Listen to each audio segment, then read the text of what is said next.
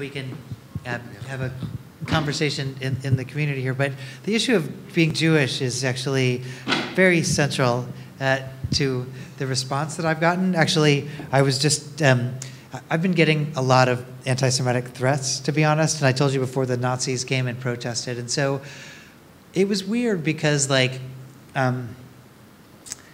this is not something I faced. I wrote a book about Black Americans, and nobody cared.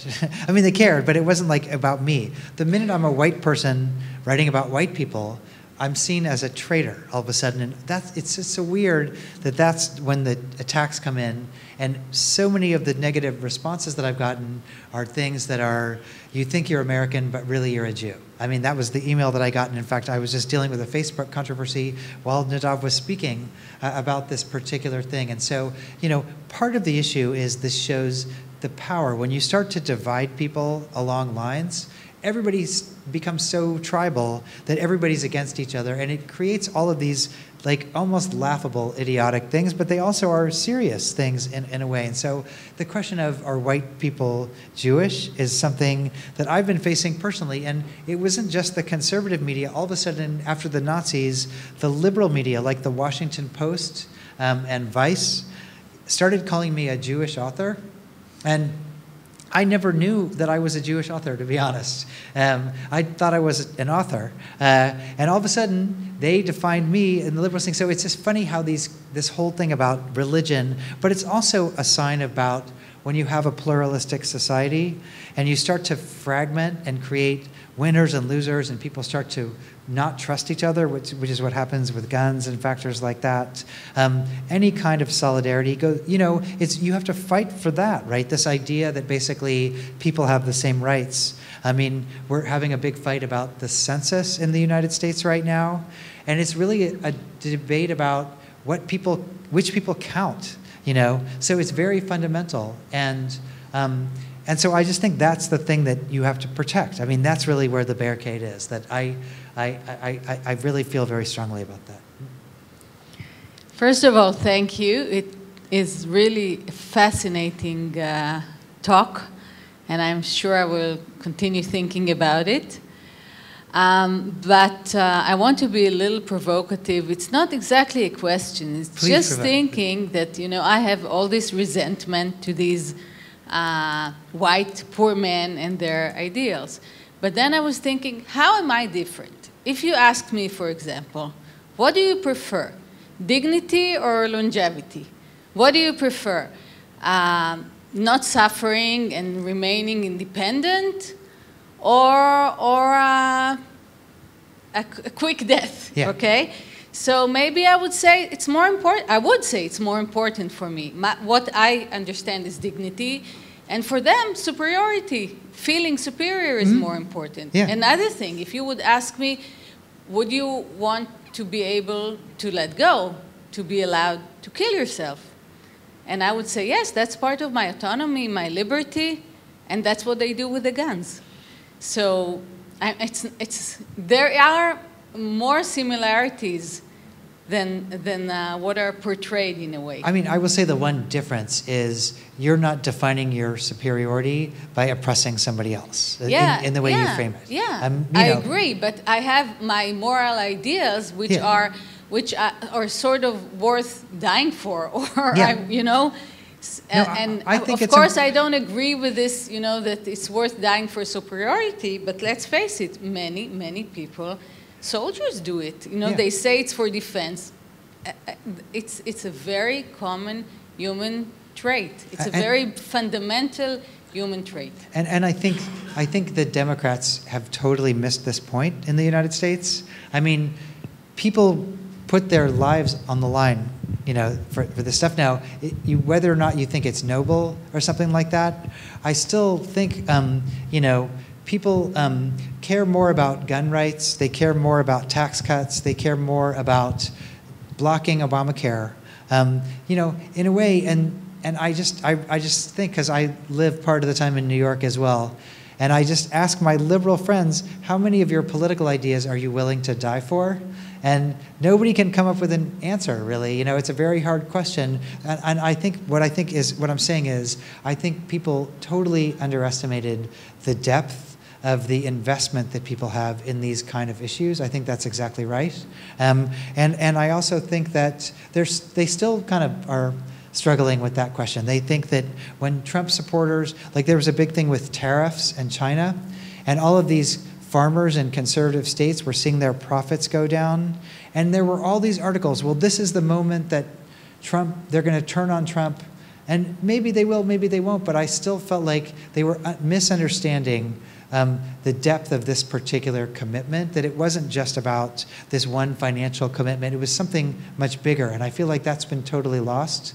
And the other point is, I think there have been some missteps for people. I would love to hear about maybe tensions about this in Israeli context, but I will say, like a number of American Democratic politicians like Beto O'Rourke, he apologized for his white privilege in one of the debates or one of his interviews or something like that. And I just thought, you just lost the vote of every single person I talked to or something like that. So how to deal with it, right? Do you acknowledge your complicity? I don't know, there's something about it where people see Trump as much more honest even if he's an asshole because he's standing up for something. May I ask a question? You got it. I wonder what you think about my like existential class interpretation of what I heard. Mm-hmm. I mean, maybe you wrote it yourself. I mean, you've been talking about the white American working class or poor, or the ones that are uninsured, which I don't know the figures, but maybe like, I don't know, 20%, 15% of the white population. It depends where you go. But okay, anyway, what I'm asking is that it's like an existing group. What I'm asking is, what if it does exist objectively, but what if it does not exist? What I mean is, being white for these people that are being defined objectively as working class is being a middle class. That is, they consider themselves the ruling ideas are middle class. Being white is a middle class. Now, it means that if I am like a poor, uninsured, working class white man, I'm like a freak of nature. I don't know. Mm-hmm. I'm an accident. Maybe my siblings will not be like that because they will right in line, like Hochschild was talking about. They will be middle class. My right is to be a middle class. Mm-hmm. So I'm already adopting these middle class ideas, which are equated as white. It's funny because part of the story that I tell is exactly that, right? It's a story of a system, right? Here are the people on the top, which the people I spoke with were not. And here are the people on the bottom, and they saw the people on the bottom as being the minorities and immigrants. And so they felt like they were here, maybe not in financial terms, but in terms of existential terms. I think you're exactly right. And so part of the fear of a government program that helped everybody was a fear that people on the bottom were going to come up and so W.E.B. Du Bois, the philosopher, called this a wage of whiteness. That was the term he used, that there was not so much a material or economic wage. It was a psychological wage, that at least in America, if you're white, you can feel superior to people who are beneath you, and for some people that's enough. And so I think you're right, it's very much in the American psyche in a particular way. The other point about insurance is it's also a story about liberals versus Democrats, because people probably saw, is today Tuesday or Wednesday? I'm kind of jet lagged. Okay, yesterday there was a very big case in the United States which might actually destroy the Affordable Care Act for the entire country.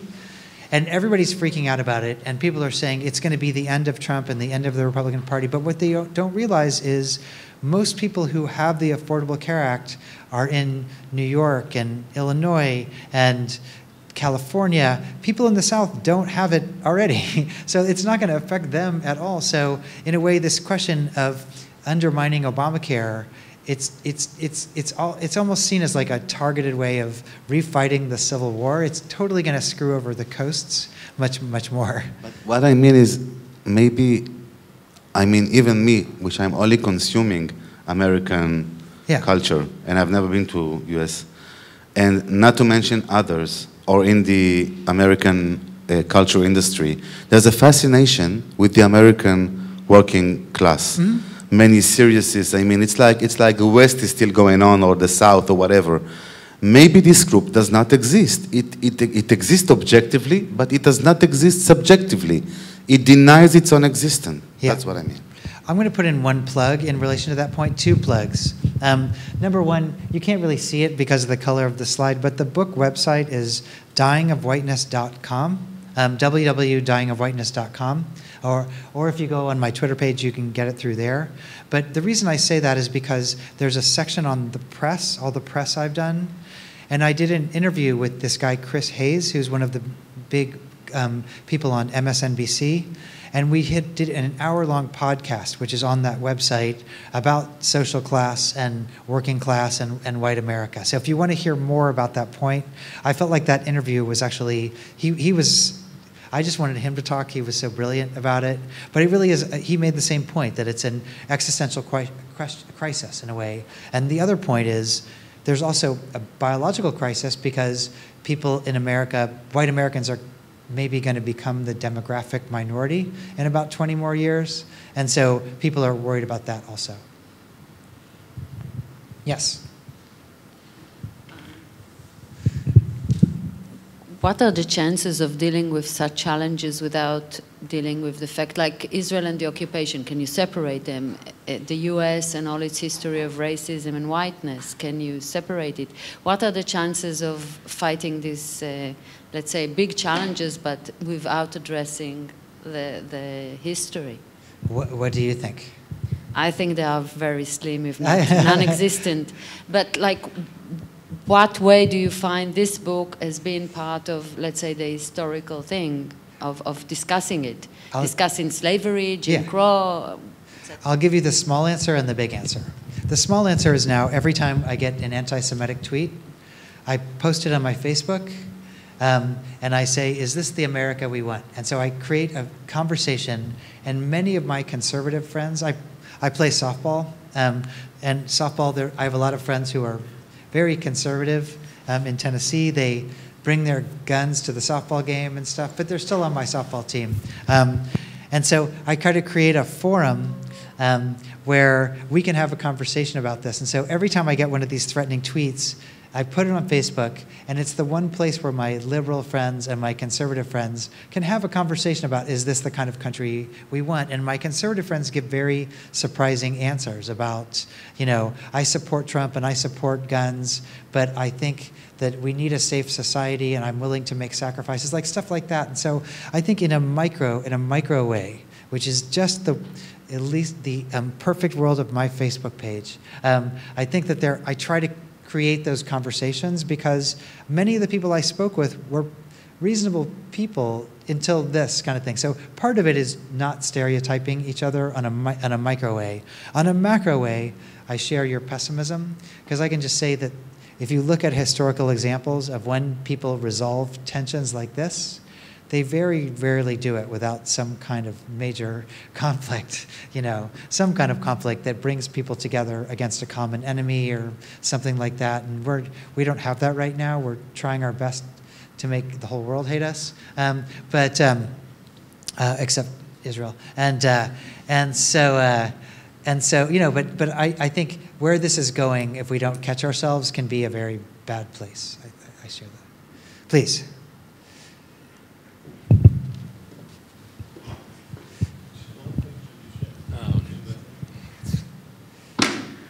Thank you for a very interesting talk.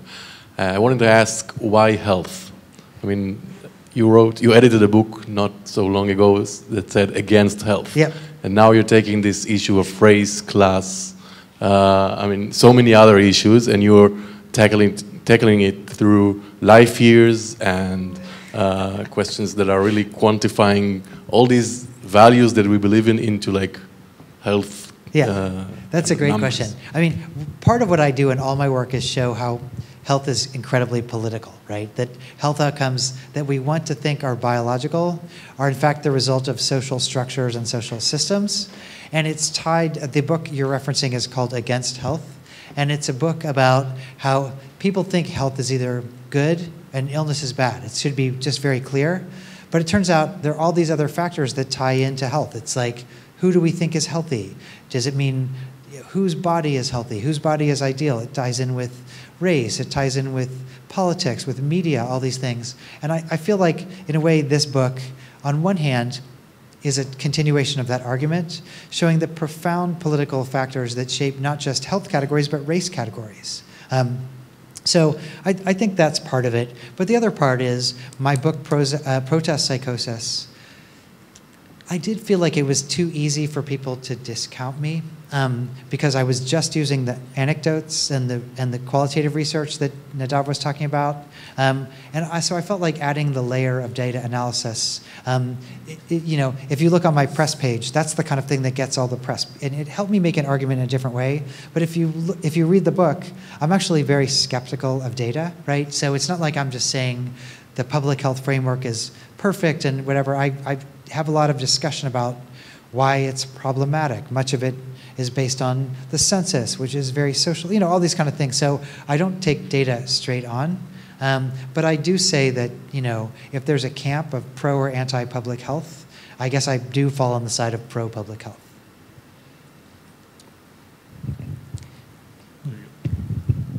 So the United States went from Bush to Obama to Trump. And I'm sure that the poor whites you're talking about never voted for the Democrat in any of these elections. Mm-hmm. So how significant are they? Well, they win. But they lost for 8 years before Trump. I know that they did, but when I talk to them and I say, don't you want to change? And they look at me like I'm the biggest idiot in the world because they said, well, we have the Supreme Court, we have Congress, we have Senate, we control all of these states in a particular way. So definitely, that's not what I want, but they see this as being the formula for a winning side. And so, again, there's a question of how important are they, and I think they're very important because the politics of these states are becoming our national platform. So that is incredibly important. And in that regard, I don't think it's, but I think there's a bigger question, which is, does that mean the Democrats should appeal to try to win these voters, or should they write them off? That's a different question, and I do worry about this a little bit because there is a formula where this kind of appeal, it's very calculated. It's very calculated in a particular way. The minute poor white people start demanding better health care, they're done. So I think it's very calculated, and I do think that a lot of the Democratic arguments so far are not being done thinking about the demographic blocks you need to win an election. So if abolishing ICE, for example, is going to win us an election, hey, let's do it. But if we need to appeal to crossover voters and then abolish ICE once we have some power, I'd prefer that personally. And the other thing is, I just don't think that the Democrats have addressed the polarization as it being a problem in itself. In other words, I don't think it costs them anything to acknowledge the suffering of white communities, even if it doesn't change their platform at all. And I really don't think they've done a good enough job of that because, people own guns for a lot of reasons, but also they're just scared and nobody's looking out for them and stuff like that. So I do think that there's a way of framing this to white working class voters that even Joe Biden sucks at it, and I just want them, I have a self-interest of wanting them to read my book, but I would also say, there's a way of acknowledging people's suffering that doesn't mean that you agree with their racist tendencies, and I don't think the Democrats have done that very well. You talked a lot about class and race, but I think it's also a story of gender and not just class and race, and my question might be, have you did any comparison to white low-class women or women of color or just those intersections? Yeah, great. You can't really tell from the talk. I do talk to a lot of women in the book. And there's some interesting stories. In the gun section, it's pretty terrifying how similarly pro-gun the women and the men are. I talked to mothers who lost their own kids from accidental shootings because they left their guns on the nightstand in their house, 9-year-old kid. And I would say, does that change your views about guns, and the women would tell me, this is gun country. It made us more pro-gun and stuff like that. So in the gun section, there was a lot of parallel between what the women and the men were saying. Healthcare was really, I did just talk to men. There was a number of reasons. It was the first project. I didn't know I was going to be writing this book. Men are less likely to go to the doctor, blah, blah, blah. But the education system was the place where the gender differences really showed up the most, because I did find a lot of women who, for them, cutting the schools was the last straw. And so Kansas is also important because it's a very slightly optimistic story, because mothers got together and pushed back on the tax cuts and ended up getting a lot more money back into the school system. So some of the women who are remarkable, who I talked to in Kansas, are talking as mothers and basically say, I'm not going to screw this up for my children. So that's the one place where gender matters. But it's interesting because, you know, we have this thing called Moms Demand Action in the United States. Like, there's all these mothers groups against guns, but they have not really any political power quite yet. And so it was interesting that schools became the place where mothers could really push back. I actually do want to refer to the health. Yeah. Does whiteness kill white women? Yeah. I'm sorry? Does whiteness kill attack? Right. No. Yeah. Absolutely. Absolutely. So the data that I showed you for the healthcare system was both genders. Yeah. So for sure.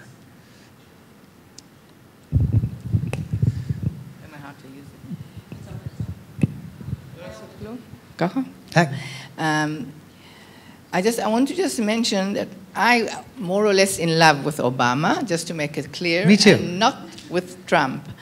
But he had 8 years, and it didn't happen. Not less black people or people of color were killed by police, which is a very big subject now in Israel, as we know. But I just want to mention that, and I don't know how to understand it. It's easy to say Trump will fall. I don't see that solving the problem, although I hope it will happen. But I want to say also thank you to Nadav, because he brought, I don't know if he'll want to speak, or Atapo? Lamala. Oh, Lamala. He mentioned solidarity. And I think it's a tricky term, or maybe you can say some things about it academically or intellectually, because the other day I was at there was a demonstration of Israeli Ethiopian Jews. It was mostly women, and I went, and there were other white people, and some came to me, why are you here, Ethiopians, and I didn't use the word solidarity, but that's what I'm actually saying. And for white privileged, in this country it would be maybe Jewish, also Ashkenazi, and that, it's automatically, we are the ones to be in solidarity with the poor, with people who don't have human rights and justice and all that. But for other groups, the groups that are, I don't know, like the victims or the ones who have less, I don't know the term, the what? Marginalized, or also occupied on all levels. So they are not automatically expected to have solidarity except for their own group. And where the higher groups will, so I don't know if you can speak about that, because I don't know if it's so... Yeah, so two great points. First with Obama, certainly I think in retrospect, Obama could have been more aggressive. I mean, Obama wanted to be a centrist president in a way. And I think that the places where he tried the most, I mean, he passed healthcare reform, right? Huge deal. He tried everything he could do to move the gun issue. He worked so hard on this issue, but the whole Congress and Senate were against him because of the NRA. So ultimately what he did is he did an executive order that did a lot of the policies that would reduce gun death. Unfortunately, in the first week in office, Trump overturned all of those executive orders. Now, so I don't envy what Obama was trying to do, but he was trying to be the president for everybody in a way. And in retrospect, maybe he should have been more aggressive, but I make very clear that my book starts in 2010. So I start during the Obama era. And so I don't blame Obama. I blame the resistance to Obama. But I think, in retrospect, they should have been much more aggressive about judges and other factors like that. I think they wish they could do that over again. So that's part of it. About the question of solidarity, which I think is important, it's such a big question for us, right? How do you create a sense of national unity, right? And I think that's the issue certainly for the United States right now. We're so divided into red America and blue America and, into this particular version of America, that in a way, how do you get people to see themselves as American, that there's this idea of a common good? I mean, many of the social programs that benefit most people in the country, Social Security, Medicare, Medicaid, all the civil rights legislations, they were all passed not just by black people or white people. They were passed by all kinds of people, and they benefited everybody. And I feel like we've lost that. And so part of what I learned in the book was how powerful this narrative is. A corporate narrative. Many people make a lot of money by making us think that we don't agree with each other. So how do you recapture that sense of being part of one nation? Do you fight with the other people? Do you try to create a bigger narrative? But part of it, I argue, is also to see what are the forces that are polarizing us, I mean, it's like the NRA does everything it can. I guarantee you half the anti-Semitic tweets I get are people who are paid for by the NRA and stuff like that. Like at every level, people are benefiting from this polarization. So I think it's also important to notice who are the agents of polarization because they tap into something so deep for us.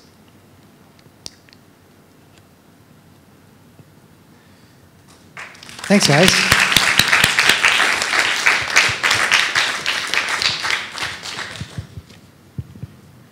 All right, let's have a beer. Any beer.